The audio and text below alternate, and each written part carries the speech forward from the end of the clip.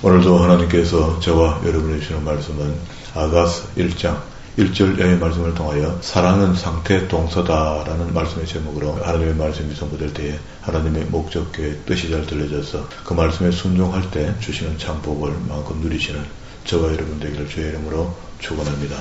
아가서 성경은 좀 난해합니다. 형용하는 글자들이 많기 때문에 그런데요.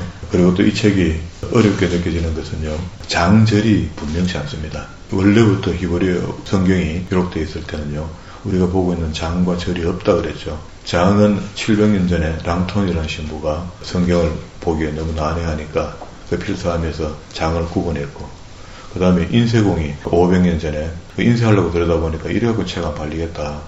그래서 절을 자르기 시작했는데, 그러면 랑톤 신부도 그렇고 인쇄공도 그렇고 전문가가 자른 게 아니잖아요. 그런데도 불구하고 우리 개신교에서는 이제로 완만하다 하고 받아들였으니, 그리고 우리가 들여다보니까 분석을 하니까 장이 안 맞는 쪽이 많다. 방금 우리 4절에도 왕이 나를 그의 방으로 이끌어 들였으니 너는 나를 인도하라 하고 자르고, 다시 우리가 너를 따라 달려가리라 하고, 이게 화자가 바뀌거든요. 화자가 바뀌는데 4절 속에 같이 들어있거든. 그러면은 화자가 분명치 않으면 우리는 헷갈리기 시작합니다. 이해가 잘 안 돼요. 그래서 장과 절이 분명치 않다. 그리고 또 출연자, 지금 방금 이야기한 대로 화자, 순서가 난해한데 이것들을 분석해서 찾아내면은 그래도 글이 좀 읽을만 하죠. 그래, 상징적 단어가 많이 나오니까 이걸 상징적 단어들은요, 그 신천지에서 단어를 갖고 상징적으로 해석하고 설명하고 이렇게 해서 성경을 어렵게 보고 이단으로 빠지고 이렇게 하죠. 우리나라 처음에 복음이 들어오고 말씀에 집념하는 사람들이 단어적 해석을 많이 했습니다. 그렇게 하면서 이거는 뭐다, 이거는 뭐다 이렇게 해서 요한계시록도 굉장히 어려워졌거든요. 기록 시기는 솔로몬의 말년에, 그렇게 BC 950년경에 기록했을 것이다. 기록자는 예루살렘, 기록자는 솔로몬, 대상자는 모든 청년들. 아가서 요약하면 이렇습니다. 건전한 남자와 여자, 솔로몬과 술람미라는 가상인물을 만들어 놓고 그 두 사람 간의 사랑의 기쁨을 보여주므로 궁극적으로 그리스도와 교회의 사랑을 형상화하여 보여주는 글입니다. 이러니까 어렵죠. 형상화했기 때문에 어려운 거예요. 그러면 이제 이게 우리에게 알게 하려 하는 것이 무엇인가 라고 주제를 정확하게 알면 조금 쉬워지겠죠. 이 책이 정경으로 들어오는데도 조금 문제가 있었거든요. 책이 너무 난해하다. 그래서 유대인들은 13살이 되면 성인식을 하거든요.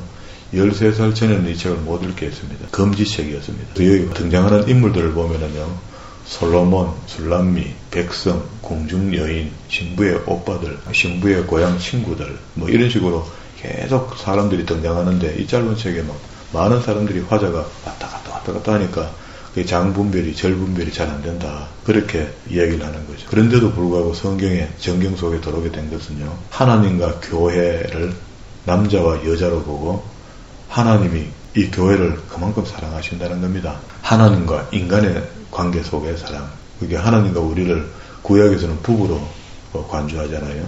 그러니까 아주 사랑의 어떤 그 레퍼토리가 안에 많이 들어옵니다. 성경에 유방이라는 소리가 막 기록이 되어 있고요.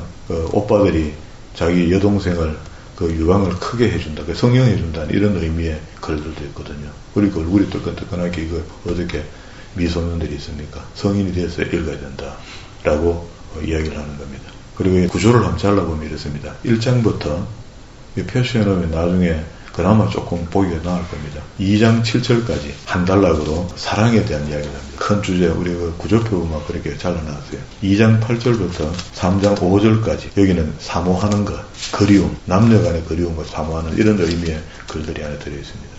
3장 6절부터 11절까지가 술람미의 고향 사람들이 뭘 이야기하는데, 이 결혼에 대한 이야기들을 주고받고 하고 있어요. 그리고 쭉 내려가면서 계속 결혼하는 과정들 이런 것들을 이야기하는데요.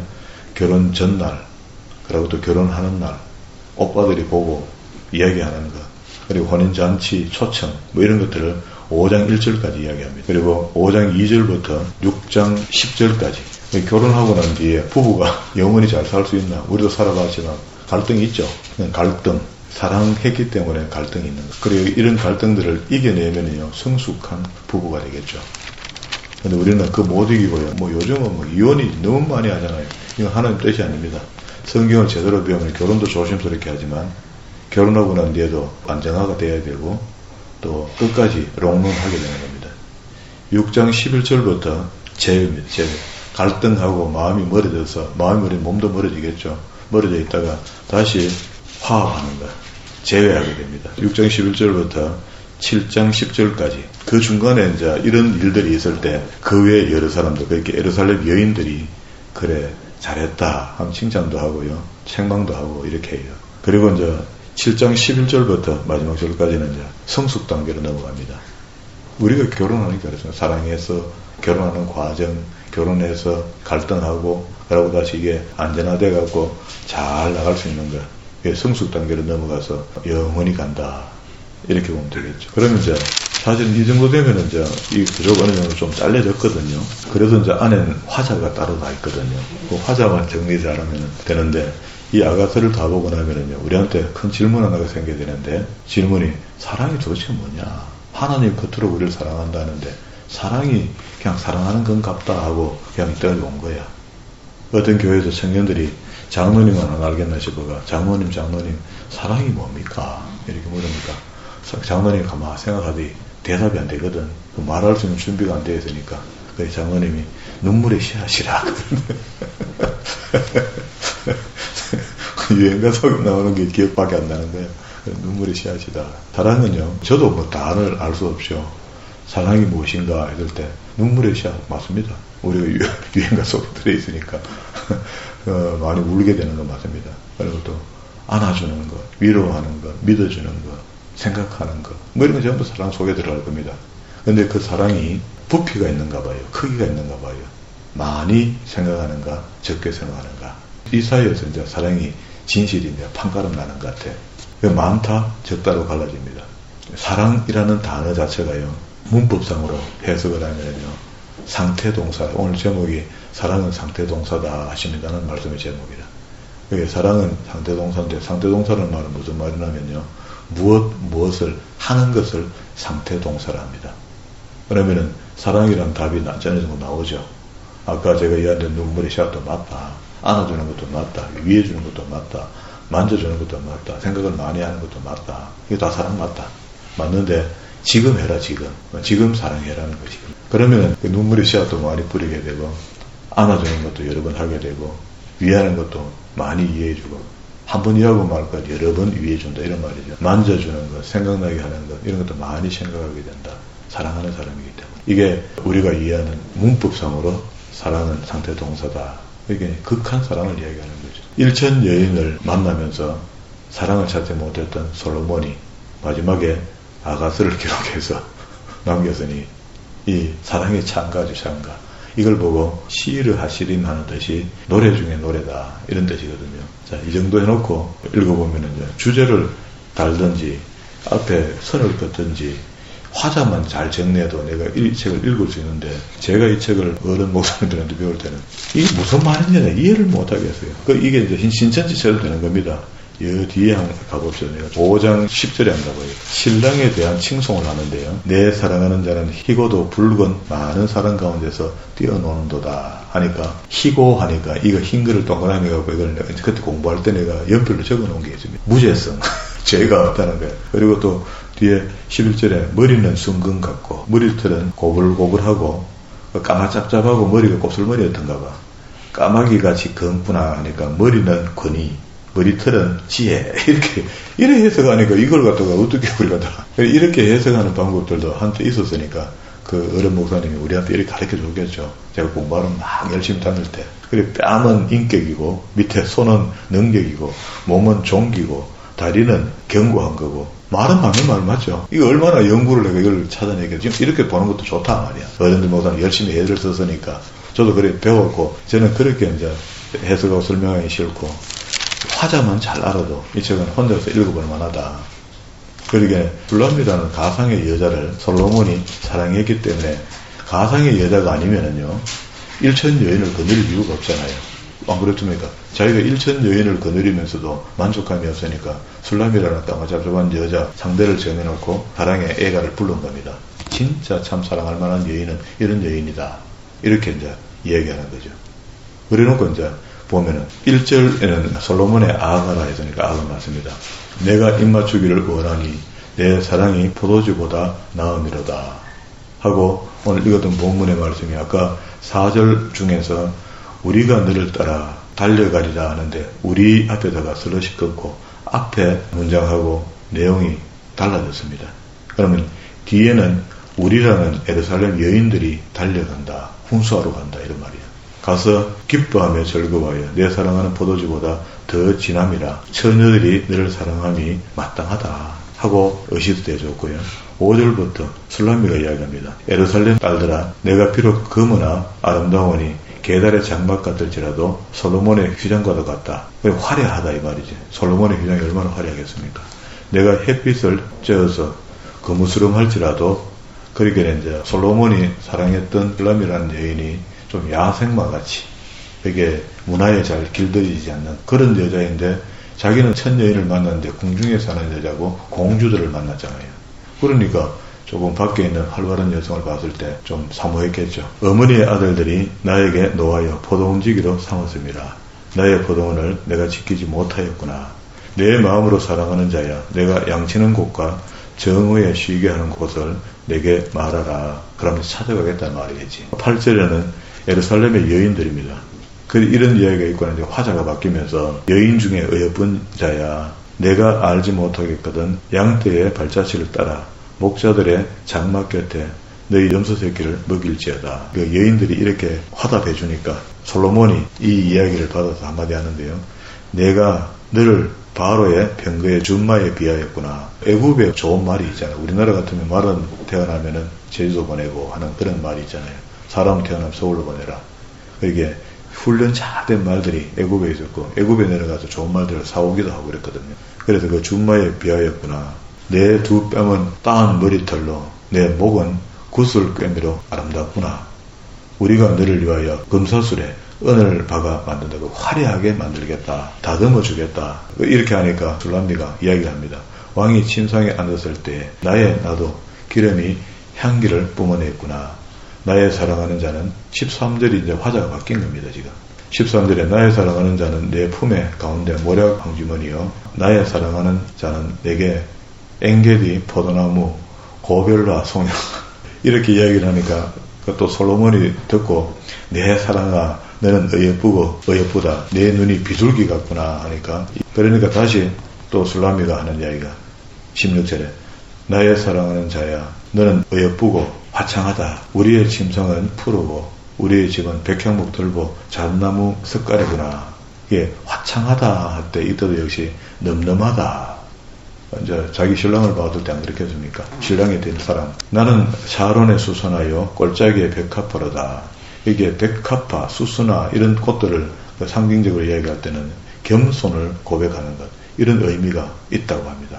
그러면 이제 이 상황이 이 꽃의 이름, 이 꽃에 대한 표시를 겸손으로 표현한다면은 여기 이제 술람미가 솔로몬에 대해서 이런 표현을 하고 있다. 다시 그러니까 솔로몬이 또 이야기합니다. 2장 1절 중간입니다. 백합화로다 다음에 슬러시 끊고 여자들 중에 내 사랑하는 가시나무 가운데 백합화 같도다. 여러 여자가 있지만은 지금 술람미가 눈에 쑥 들어온다.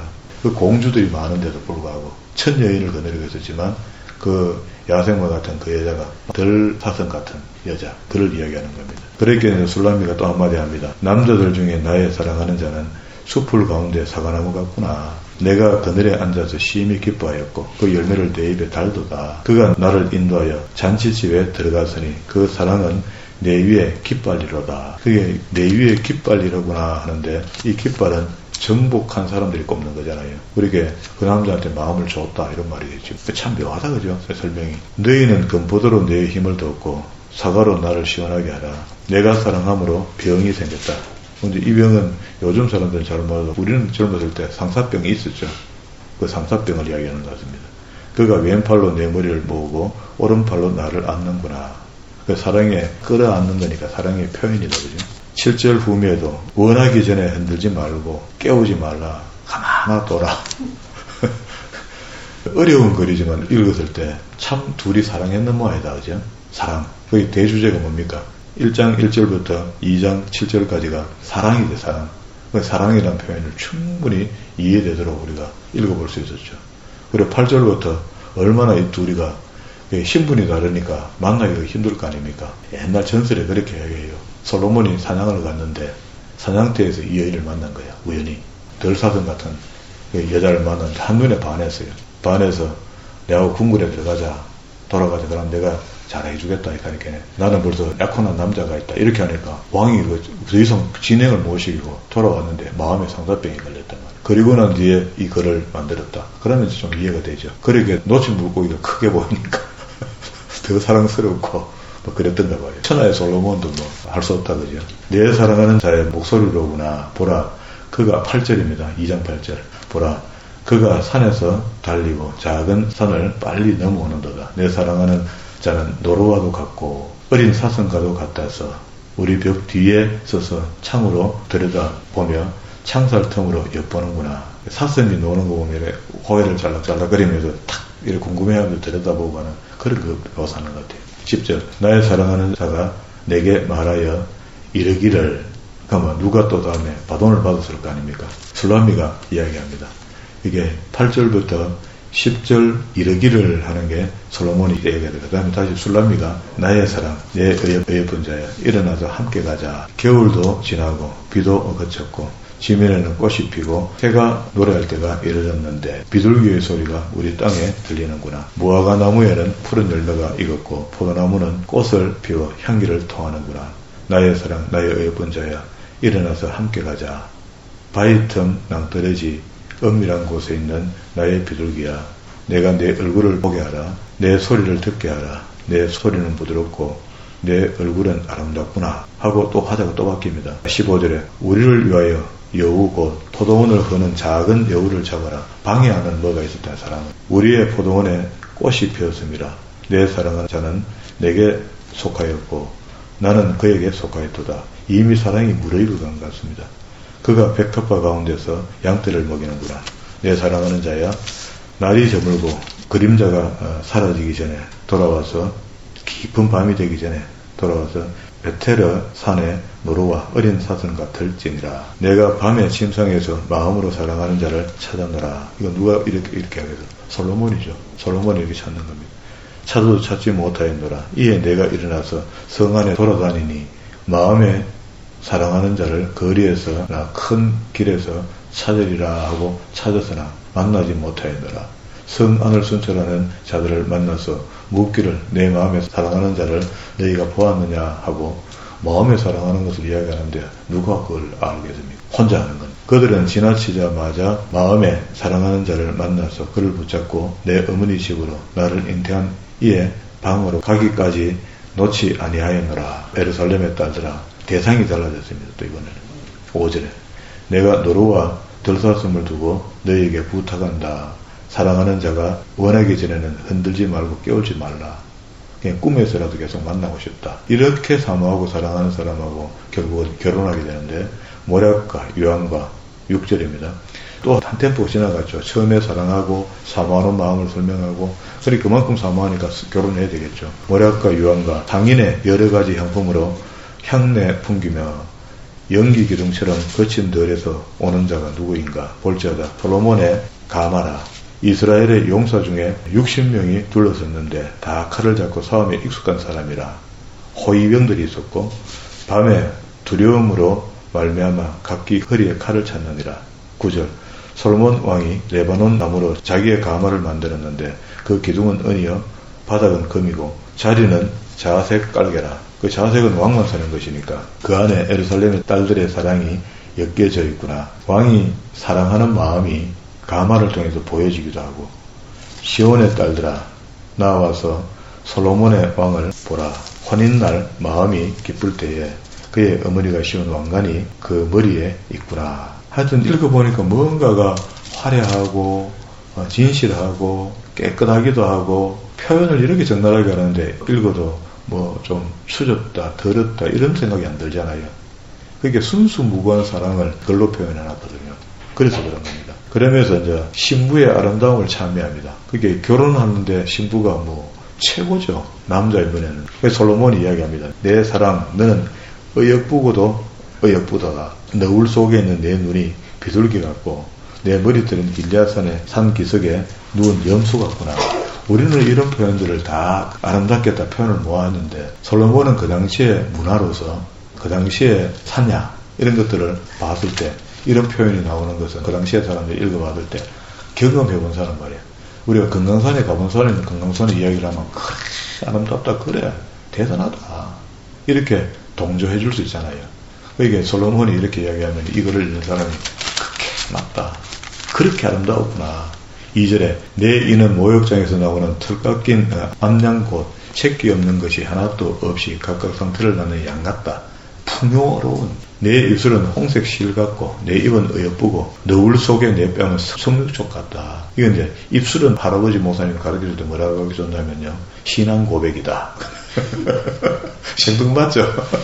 생뚱맞는데 그분이 아주 잘 가르친다 생각하고 들은 거야. 내 목은 무기를 두르려 건축한 다윗의 망대고 방패 1000개 용사의 모든 방패가 달린 망대 같다. 내 두 유방은 백합화 가운데서 꼴 먹는 생태 어린 사슴 같구나 하는데 이 유방 이렇게 하니까 생산 정도.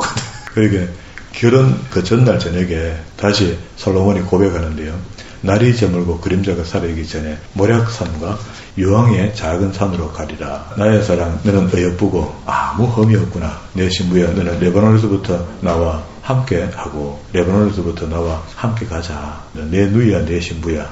9절에 내 눈으로 한 번 본 것과 내 목에 구슬한 깨미로 내 마음을 빼앗았구나. 그렇게 술라미의 결혼 전에 장식이었던 그 모습이 신랑의 마음을 빼뜨렸다. 내 누이 내 신부야 내 사랑이 어찌 그리 아름다운지 내 사랑은 포도주보다 진하고 그 향기는 각양 향품보다 향기롭구나. 11절에 내 신부야 내 입술에는 꿀방울이 떨어지고 내 혀 밑에서는 꿀과 젖이 있고 내 의복의 향기는 레바논의 향기 같구나. 내 누이 내 신부야 잠근 동산이요 덮은 우물이요 봉한 샘이다. 이거는 이제 우리 어른 목사님 가르쳐주기는 신앙의 정조를 이야기하는데 여자의 순수성을 이야기하겠죠. 처녀성을 이야기하겠죠. 레게에서 나는 것은 석류나무는 다산을 이야기합니다. 그런 의미는 있어요. 각종 아름다운 과수와 고벨화와 나도풀과 나도의 번흥화와 창포 개수와 이게 뭐 우리는 다 이걸 상세하게 알아서 그 의미를 이야기하고 그럴 필요는 없는 것 같아요. 이게 사람을 화려하게 만드는 향기름에 쓰는 그런 것 같다. 유황목과 모략과 침향의 모든 귀한 향품이요 너는 동산의 샘이요 생수의 우물이요 레바논에서부터 흐르는 시내로구나. 자 이렇게 하니까 굉장히 이제 화장했는 신부를 보고 막 신랑이 막 높여놨죠. 높여놓으니까 신부가 고백합니다. 16절에 북풍아 일어나라 남풍아 오라 나의 동산에 불어서 향기를 날리라. 자기 몸에 향기름을 많이 발랐으니까 바람이 와가 휘 달려가고 신랑 방으로 냄새가 걸어서 들어가라. 사랑하는 자가 그 동산에 들어가서 아름다운 열매를 먹기를 원하노라. 제가 처음 시작할 때 사랑하는 사람들은 더 주고 싶고 더 안아주고 싶고 더 만나고 싶고 더 보고 싶고 하는데 덜을 어떤 사람은 많이 더하고 어떤 사람은 적게 더하는 거예요. 그러니까 사랑이 작고 사랑이 크고 이런 차이입니다. 하나님 우리를 사랑할 때 많이 사랑하기 때문에 관심이 많은 거예요. 관심이 많으니까 내가 원하는 것보다는 하나님이 원하는 쪽으로 많이 해준단 말이에요. 우리가 잘 이해를 못하는 거예요. 사랑이라는 언밸런스가 되면 그렇죠. 그런데 우리가 하나님을 많이 사랑하게 되고 많이 느끼게 되면은요, 하나님이 주시는 게 어찌 그리 아름답고 어찌 그리 좋은지요 하는 고백이 시인의 고백처럼 우리가 나오게 돼 있거든요. 하나님이 나한테 많은 사랑을 주는데 그 사랑을 내가 많이 느끼잖아요. 느끼고 하나님 앞에 더 많은 사랑을 드리려면은 그 경험이 있어 사랑을 해주죠. 그러면 이제 하나님께서 나에게 무슨 바람이 있다는 것을 느끼지만 적극적으로 해야 되겠죠. 사랑하는 사람을 위해서 하는 것처럼 하나님이 원하시는 삶을 우리가 살아드려야 되겠죠. 그걸 압축해서 이야기하는 것이 율법과 규례와 법도를 지키라는 겁니다. 왜? 네 구원받았으니까, 죄사함을 받았으니까 이제부터는 하나님이 원하는 삶을 살아달라는 겁니다. 이게 하나님의 요구인데 이걸 갖다가 우리는 예수 그리스도를 믿었으니까 구원받았으니까 끝난 것처럼 설명했기 때문에 다 된 것으로 생각했잖아요. 다 된 게 아닌데 성경은 전부 다 아니다거든요. 그리고 마지막에 베마라고 하는 신약에서 바울이 고린도에서 이야기하고 에베소서 여러 군데서 이야기했던 그 재판, 심판 때라고 하는 힘보다 심판은 반드시 받게 되어 있습니다. 안 받는 사람도 있다 하거든요. 구원받으면 끝나는데 왜 받아요? 이렇게 하는 사람인데 성경은 그걸 받는다고 합니다. 바울서 신에 보면 자주 나와요. 베마가. 자, 여기까지는 좋았는데 5장 1절에 내 누이야 내 신부야 내 동산에 들어와서 나의 모략과 향과 재료를 거두고 나의 꿀송이와 꿀을 먹고 내 포도주와 내 우유를 마셨으니 나의 친구들을 먹이라. 나의 사랑하는 사람아 많이 마셔라 하면서 혼인잔치의 초청을 이렇게 했습니다. 안내문을 보냈다 이 말이죠. 오라 날 축하해달라. 그러니까 이제 결혼을 했는데 이제부터 이제 갈등이 시작됩니다. 또 너무 사랑해가 5장 2절입니다. 내가 잘지라도 마음이 깨었는데 나의 사랑하는 자의 소리가 들리는구나. 문을 두드려 이르기를 나의 누이 나의 사랑 나의 비둘기 나의 완전한 자여 문을 열어다오. 내 머리털에는 밤이슬이 가득하구나 하는도다. 내가 옷을 벗으니 어찌 다시 입겠으며 내가 발을 씻었으니 어찌 다시 더럽히려마는 내 사랑하는 자는 문틈으로 손을 들어밀며 내 마음이 움직여서 일어나서 내 사랑하는 자를 위하여 문을 열 때 모래게 접이 내 손가락에서 문빗장이 떨어지는구나. 내가 내 사랑하는 자를 위하여 문을 열었으나 그가 벌써 물러갔네. 갈등하고 있다가 이 사람이 정말 내 사랑하는 사람 맞지 하고 깨닫고 문을 열었더니 가버리 갔다. 야, 이런 편지가 성경에 있었구나. 그가 말할 때에 내 혼이 나갔구나. 내가 그를 못 만났고 불러도 응답 없었노라. 성 안에 순찰한 자들에게 나가서 만남에 나를 쳐서 상하게 하였고 성벽을 파수하는 자들은 나의 겉옷을 벗겨 갔도다. 8절에 예루살렘의 딸들 너희에게 내가 부탁한 너희가 내 사랑하는 자를 만나거든 내가 사랑함으로 병이 났다 하려무나. 그러니까 예루살렘의 여인들이 이 말을 듣고요 한마디 합니다. 9절에 여자들 가운데서 예쁜 자여 너의 사랑하는 자가 남의 사랑하는 자보다 나은 것이 무엇인가. 너의 사랑하는 자가 남의 사랑하는 자보다 나은 것이 무엇인가. 두 번 이야기했습니다. 이같이 우리에게 부탁하는가. 그러면서 술라미가 10절부터 신랑에 대한 칭송을 합니다. 내가 잘못 알았다. 잘못했다. 갈등하는 가운데 문 열어줘야 되는데 못 열었다. 이런 표현을 하겠죠. 내 사랑하는 자는 희고도 불고 많은 사랑 가운데 뛰어나는구나. 머리는 순금 같고 머리털은 고글고글하고 까마귀같이 검구나. 눈은 시냇가의 비둘기 같은데 우유로 씻은 듯하고 아름답게도 바뀌었구나. 뺨은 향기로운 꽃밭 같고 향기로운 푸른 듯과도 같고 입술은 백합화도 같고 모래게 접이 툭툭 떨어지는구나. 손은 황옥을 물린 황금 놀이개 같고 몸은 아로새긴 상아에 청옥을 입힌 듯. 그게 상아에다가 청옥 같은 걸 입힌다는 것은 그 아이보리색에다 뭘 얹는 거거든요. 되게 아름답습니다. 지금도 만들어 보면 다리는 순금 받침에 세운 회반석 기둥 같고 생김새는 레바논 같으며 백향목처럼 보기 좋고 백향목 나무가 크게 자라거든요. 가지도 풍성하고 입은 심이 달콤하니 그 전체가 사랑스럽구나. 예루살렘의 딸들아 이는 내 사랑하는 자요 내 친구로다. 이렇게 예루살렘 여인들 앞에 신랑을 높였더니 예루살렘 여인들이 6장 1절에 여인들 가운데서 예쁜 자야 내 사랑하는 자가 어디로 갔는가. 내 사랑하는 자가 어디로 갔는가. 우리가 너와 함께 차들이라 도와줍니다. 예루살렘 여인들이 전부 다 찼습니다. 그러면서 2절부터는 신랑을 사모하는 신부의 마음을 이야기하는데요. 내 사랑하는 자가 동산으로 내려가 향기로운 꽃밭에 이르러서 동산 가운데서 양떼를 먹이며 백합화를 끊는구나. 나는 내 사랑하는 자에게 속하였고 내 사랑하는 자는 내게 속하였으며 그가 백합화 가운데서 그 양떼를 먹이는도다 하고 신랑을 사모하는 마음을 신부가 표현했습니다. 그러니까 다시 솔로몬이 4절에 내 사랑 너는 다르사와 같이 어여쁘고 예루살렘같이 곱고 깃발을 세운 군대같이 당당하구나. 남자를 보는 여자의 눈이 이렇습니다. 내 눈이 나를 놀라게 하니 돌이켜 나를 보지 말라. 내 머리털은 길앗 산 기슭의 눈 염소떼 같고 내 이는 목욕하고 나오는 암양떼 같으니 상태를 가졌으며 새끼 없는 것이 하나도 없구나. 너울 속에 내 뺨은 석류 한쪽 같구나. 왕비 60명이요 후궁 60명. 그게 이때는 그 정도밖에 안 되는 나중에 1000명으로 바뀝니다. 그죠? 시녀가 무수하되 내 비둘기 내 완전한 자는 하나뿐이구나. 그게 1000 여인 중에 한 여인을 못 찾았죠. 결국 이 술라미가는 가상이거든요. 그게 솔로몬이 못 찾은 거죠. 그래 완전한 사랑은 없다. 완전한 사랑은 하나님과 우리의 사랑이다. 9절 후미에 여자들이 그를 보고 복된 자라 하고 왕비와 후궁들도 그를 칭찬하는구나. 누구를? 술라미를. 10절에 궁중 여인들이 이야기합니다. 10절 한절입니다. 아침빛같이 뚜렷하고 달같이 아름답고 해같이 맑고 깃발을 세운 군대같이 당당한 여자가 누구인가. 이게 술라미를 이렇게 표현했습니다. 어떤 면에서는 좀 배 아픈 거죠. 솔로몬이 최고의 영광이 있는데 그런 왕을 좀 뒤로 하는 것 같은 술람미가 배 아프죠. 11절부터는 또 다른 단락이죠. 재회입니다.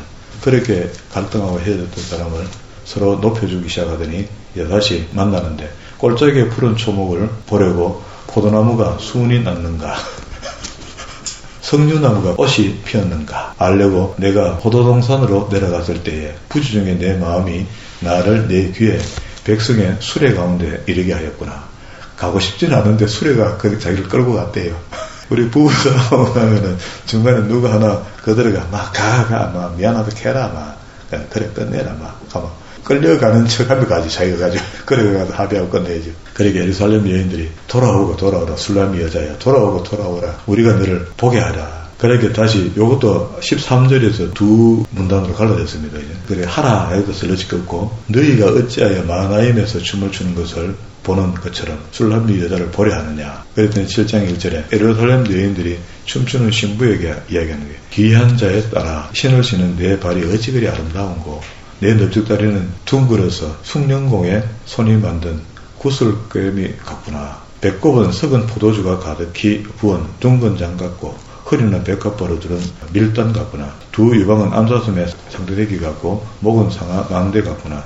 눈은 헤브론 바드라빔 문 곁에 있는 연못 같고 코는 다메섹을 향한 레바논의 망대 같구나. 갈멜선같이 더러운 머리털은 자줏빛이 있으니 왕이 그 머리카락에 매였구나. 사랑아. 다시 6절부터 이제 문장이 또 바뀌었습니다. 요건 앞에 예루살렘 여인들이 이야기했고요. 사랑아, 내가 어찌 그리 아름다운지 어찌 그리 화창한지 즐겁게 하는구나. 내 키는 종려나무 같고 유방은 그 열매송이 같구나. 8절 후면에도 유방은 포도송이 같고 내 콧김은 사과 냄새 같고 내 입은 좋은 포도주 같을 것이라. 그러기에 술람미가 또 이야기 한마디 합니다. 이 포도주는 내 사랑하는 자를 위하여 미끄럽게 흘려서 자는 자의 입을 움직이게 하느니라. 나는 내 사랑하는 자에게 속하였도다. 그가 나를 사모하는구나 하고 그렇게 고백을 듣고 깨닫고 갈등을 끝내고 다시 재회해서 이렇게 화해하는 겁니다.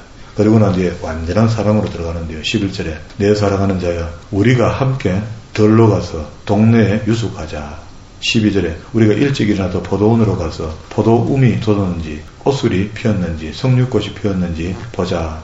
거기서 내가 사랑을 내게 주리라. 향기를 뿜어내고 우리의 문 앞에서 여러 가지 귀한 열매가 새것 묵은 것으로 마련되었구나. 내가 내 사랑하는 자 너를 위하여 사아둔 것이로다. 8장 1절에 계속 술람미가 이야기합니다.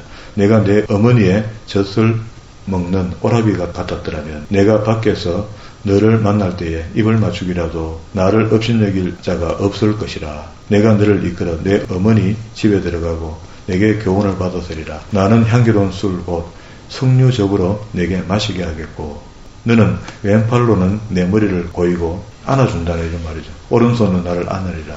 14절 예루살렘의 딸들아 내가 너희에게 부탁한다. 내 사랑하는 자가 원하기 전에는 흔들지 말며 깨우지 말라. 찾아오지 마라. 그렇게 신부의 고향 사람들이 한마디 합니다. 5절입니다. 그의 사랑하는 자를 의지하고 거친 들에서 올라오는 여인이 누구인가. 이렇게 이야기하니까 솔로몬이 너로 말미암아 내 어머니가 고생한 곳 너를 낳아 자기를 애쓴 그곳 사과나무 아래서 내가 너를 깨우느라 찾았단 말이죠. 그리고 두 사람이 함께 사랑의 찬가를 부릅니다. 6절, 7절. 너는 나를 도장같이 마음에 품고 도장같이 팔에 두라. 사랑은 죽음같이 강하고 질투는 소울같이 잔인하여 불길같이 일어나니 그 기세가 여호와의 불과 같으니라. 많은 물도 이 사랑을 끄지 못하겠고 홍수라도 삼키지 못하나니 사람이 그의 온 가산을 다 주고 사랑과 바꾸려 할지라도 오히려 멸시를 받으리라. 사랑은 돈 주고 사는 게 아니죠. 돈에 넘어간 사랑은 사랑도 아닙니다. 그리고 나니까 신부의 오빠들이 한마디 합니다. 8절입니다. 우리에게 있는 작은 누이는 아직 유방이 없구나. 미소녀처럼 이렇게 되어 있으니까 그가 청혼을 받은 날에 우리가 그를 위하여 무엇을 할까? 동생을 위해서. 그가 성벽이라면 가슴이 없어서 우리 아직도 더 자라야 되는데 우리는 은망대를 그에게 세울 것이요 그가 문이라면 우리는 백향목 판자로 두르리라. 그게 오빠들의 마음이 어린 여동생을 시집 보내는 마음이 이렇다는 겁니다. 그랬더니 술람미가 나는 성벽이요 내 유방은 망대 같으니 그러므로 나는 그가 보기에 화평을 얻는 자 같구나. 솔로몬이 바알하몬에 포도원이 있어 지키는 자에게 맡겨두고 그들로 각기 그 열매를 말미암아 은 1000개를 바치었구나. 지상금 같은 그런 게죠. 솔로몬은 너는 1000을 얻겠고 열매를 지키는 자도 200을 얻으리니. 근데 형제들에게 준 거, 가족들에게 준 거 이런 걸 이야기하는 겁니다. 200을 얻으리니와 내게 속한 내 포도원은 내 앞에 있구나. 자 13절 너 동산에 거주하는 자야. 친구들이 내 소리에 귀를 기울이니 내가 듣게 하려무나. 다시 또 화자가 바뀌었습니다. 내 사랑하는 자야 내가 빨리 달리라. 향기로운 산 위에 있는 노루와도 같고 어린 사슴과도 같아라 하고 이 아름다운 사랑의 대가가 성경에 아까 전자에 이야기했던 것처럼 정경으로 들어오는 데는 시간이 많이 걸렸는데 왜 그러냐면 글이 너무 난해하다는 겁니다. 그런데 이게 하나님이 우리를 하나님의 백성들을 사랑하는 마음이고 또 하나님의 그리스도의 몸된 교회를 예수님께서 사랑하는 것처럼 성소를 사랑하는 마음이니까 그게 신약에서는 교회를 사랑하는 마음이 되는데 그 교회를 사랑하는 마음이 교회가 이상한 쪽으로 가면 그 교회가 아니죠. 미친 여자 아닙니까? 그러면 이 사랑의 단어를 쓰면은요 신랑을 바라보는 신부가 돼야 되지 엉뚱한 걸 바라보는 신부가 되어 있으면 이거 무슨 소용이 있습니까? 네, 그런 거로 봅니다. 와 시간이 많이 갔네요. 마칩시다. 어렵다고 생각하면 굉장히 어렵고 가볍게 읽으면 가볍게 우리가 보고 지나갈 수 있는데 여기 순서대로 사랑, 사모함, 결혼, 갈등, 재회, 성숙 단계로 넘어간다. 우리도 그런 상황을 겪어왔습니다. 겪어왔으니까 여기 나오는 용어들은 좀 난해할 수 있지만 그래도 전체 뜻을 봤을 때 하나님의 교회를 이만큼 사랑한다는 것을 깨닫고 교회를 우리가 사랑하는 것, 교회를 잘 섬긴다 하잖아요. 섬긴다는데 이렇게 무리하게 섬기는 것도 문제가 생기겠지만 이게 하나님이 우리 마음에 주시는 만큼 사모하는 마음으로 잘 섬기면 좋겠다. 그 사랑이 또 넘치면 탈이 나잖아요. 교회를 섬기는 마음이 너무 넘치면은 과분하게 되거든요. 그래서는 안 된다. 그래 적절하게 조정하는 것. 자기의 믿음의 분량만큼 교회 사랑하는 마음이 표현되어서 주변 사람들이 나로 하여금 불편하지 않는 가운데 교회 사랑하는 마음이 있었으면 좋겠다. 또 내가 특별히 나 하나님을 사랑 많이 한다고 막 그걸 떠벌리고 다니면 어떻게 됩니까? 그러면은 그것도 원당치 못한 거거든요. 우리한테 부족한 것이 넘치는 것보다 낫다는 말이 있잖아요. 우리가 겸손한 마음으로 하나님을 만났으면은 그 겸손한 가운데서 내가 하나님을 표현할 수 있거든요. 그런 사랑이 우리에게서 다시 한번 누림이 되는 그런 믿음의 사람들이 다 되기를 주의 이름으로